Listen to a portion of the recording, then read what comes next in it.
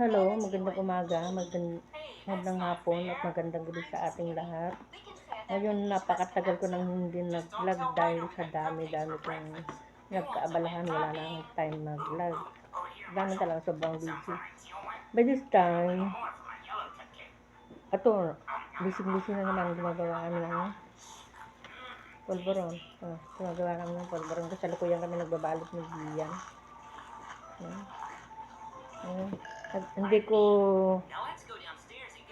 may pakita kung paano ko magluto. Pero by this time, kami po ay nagbabalot ng polvoron na.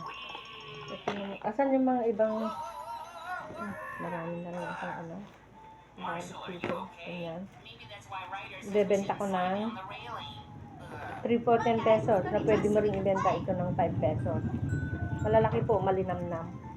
Malalaki. Ganyan.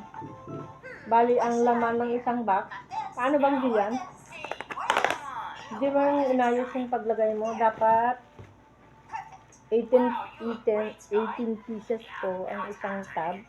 And then, mabibili mo lang po ito ng 60 pesos. Ayan.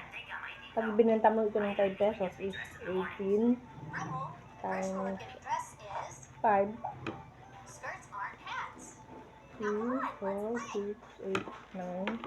18 pesos, 18 pieces lang kasi makarga ng isang tab. Ito yung 500 ml na tab. Paglalagyan ng ito ang Ilagay ko yun. saglit na bibilang kulang yung nilagay mo eh. Yan, lagyan natin ng 18 pieces. 2, 4. Opo. Ito kasama ko yung bata. Ayan. Hello, hi Nabian. Hi. Hi ka na. Gumagawa kami ng polvoron. Hi. Titinda namin ito. Ito ng tinda. Oo. Bili na kayo ng polvoron ni Mama Len. Okay. Mabait na yun eh.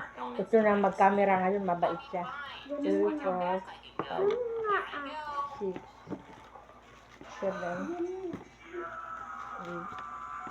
2, 4, 6, 8, 9. Kulang pa rin siya. Masarap ito, masarap ng panghimagas pagkatapos kumain. Then masarap din pang merienda.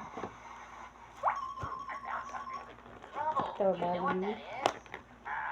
10, 20, 30, 40, 50, 60, 70. Bali, kukunin mo lang ito ng 60 pesos.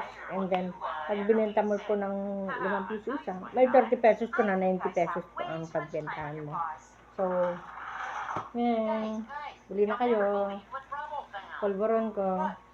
Masarap po ito. Okay. Bye-bye. See you next